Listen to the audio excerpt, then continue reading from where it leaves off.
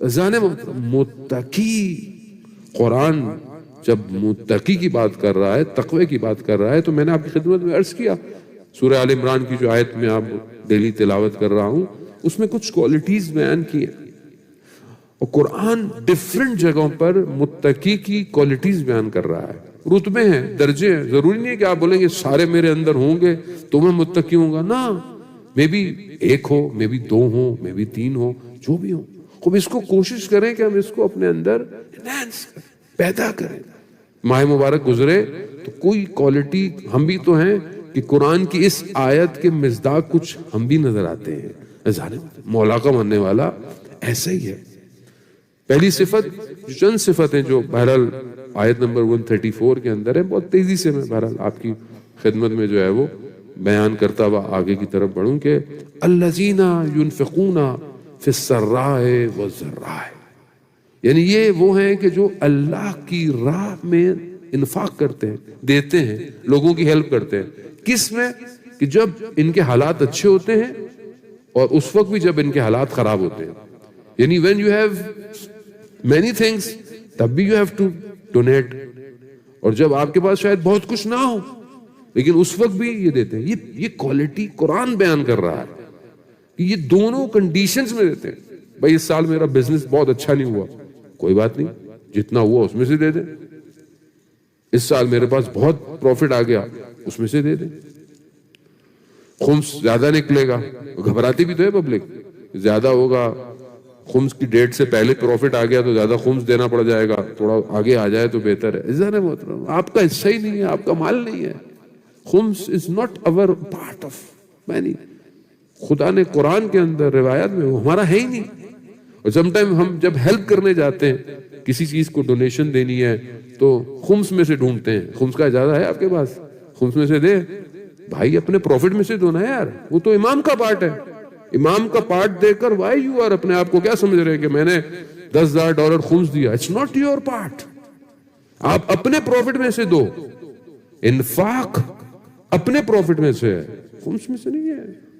خمس تو واجب ہے، اپنے پاس سے دو. تو how much we can spend for our own profit.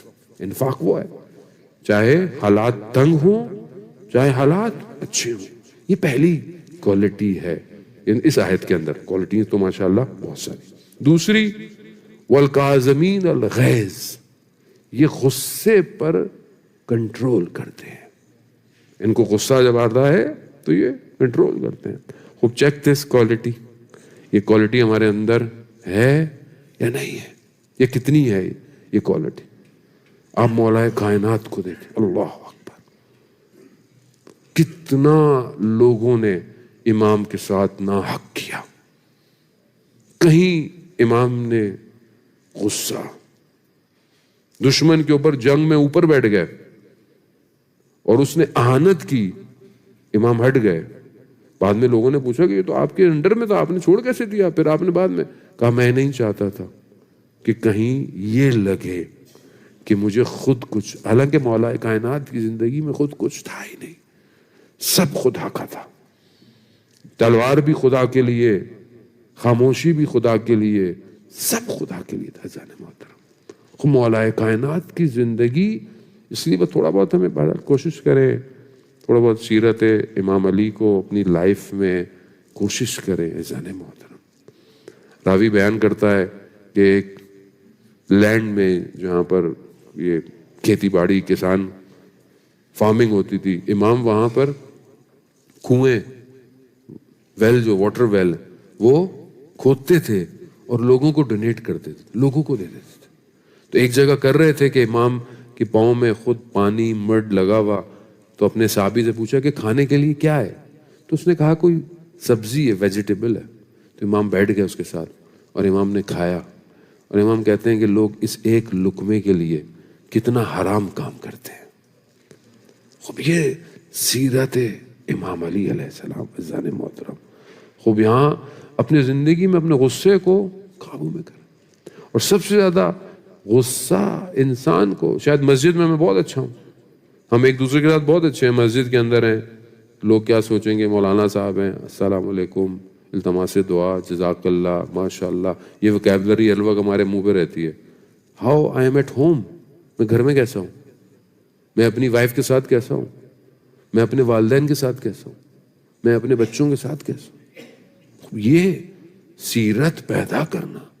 بچہ آپ کو تنگ کر رہا ہے، ایک دفعہ تنگ کیا، 2 دفعہ تنگ کیا، 3 دفعہ، 4تھی دفعہ میں آپ نے اس کو.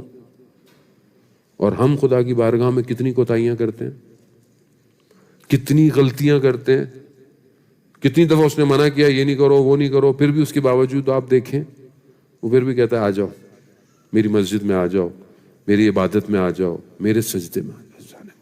خوب یہ ساری چیزوں سے انسان کو سیکھنا چاہیے کہ خدا کس طرح مجھ پر رحم کر رہا ہے، مجھے بھی لوگوں پہ اسی طرح رحم کرنا چاہیے.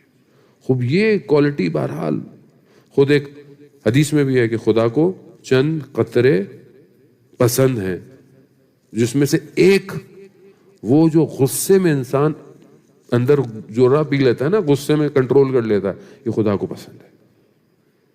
کامیابی یہی ہے کہ جب آپ کے پاس طاقت ہو اور آپ، لیکن ہاں جہاں اسلام کا مسئلہ ہو، جہاں دین کی حرمت کا مسئلہ ہو، وہاں پر پھر نہیں ہے کہ آپ اپنے غصے کو کنٹرول کرو. بہرحال آپ دین کے مقابلے میں آئے ہیں. ہم بہرحال حضرت عیسیٰ علیہ السلام کو مانتے ہیں.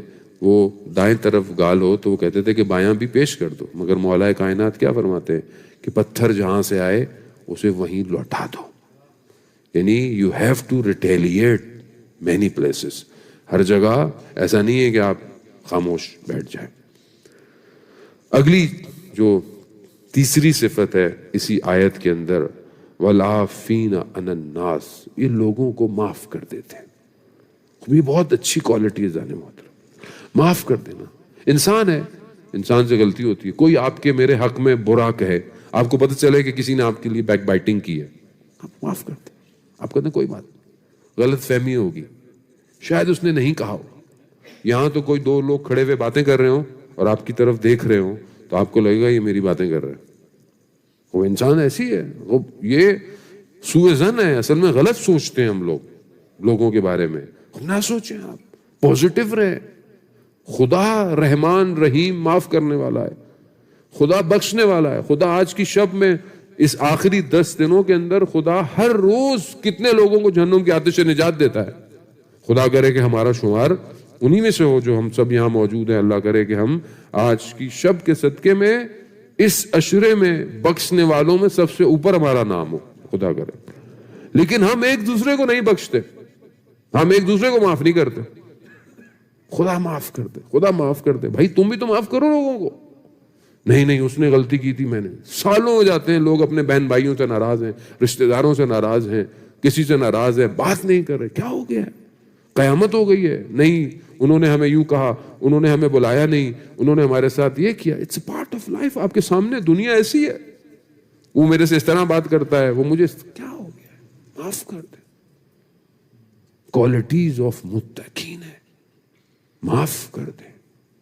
کس طرح آپ دیکھیں کہ ہمارے پاس بیسٹ مثال کربلا کی. سب کچھ لٹ گیا، پھر بھی سید الشہداء نے اپنے اس خطبے میں جب کچھ نہیں بچا پھر بھی کہا کہ میں معاف کر دوں گا اگر تم توبہ کر لو. میں اپنے جوان بیٹے کا خون بھی تمہیں معاف کر دوں. اللہ اکبر. کس کے ماننے والے ہیں زین محترم؟ اللہ اکبر. وہ آپ دیکھیں کہ انسان اگر یہ کوالٹیز اپنے اندر ان دنوں میں پیدا نہیں کرے گا تو عام دنوں میں تو اٹس امپاسبل، آپشن ہی نہیں ہے ہمارے پاس. پھر اس کے بعد آیت آگے بڑھتی ہے اور کہتی ہے واللہ یحب المحسنین. پروردگار جو ہے وہ محسنین یعنی جو لوگ احسان کرتے ہیں، جو لوگ نیکی کرتے ہیں، ایک نیک کام، حسن کام، لوگوں پر احسان کرنا خدا ان کو پسند کرتا ہے. بہرحال آپ کوشش کریں آئے کہ ماشاءاللہ آپ کے یہاں تو لوگ ہیں جاتے ہیں، آپ لوگ لوکلز جو غریب لوگ ہیں آپ ان کو کھانے خوراکیں چیزیں دیتے ہیں. خوب یہ احسان کرنا ہے. خوب خدا کا شکر ہے کہ اللہ نے آپ کے درمیان میں ایسے لوگ رکھیں گے جن کے اندر یہ کوالٹیز پائی جاتی ہیں. یہ لیولز ہیں متقین کے. جانے محترم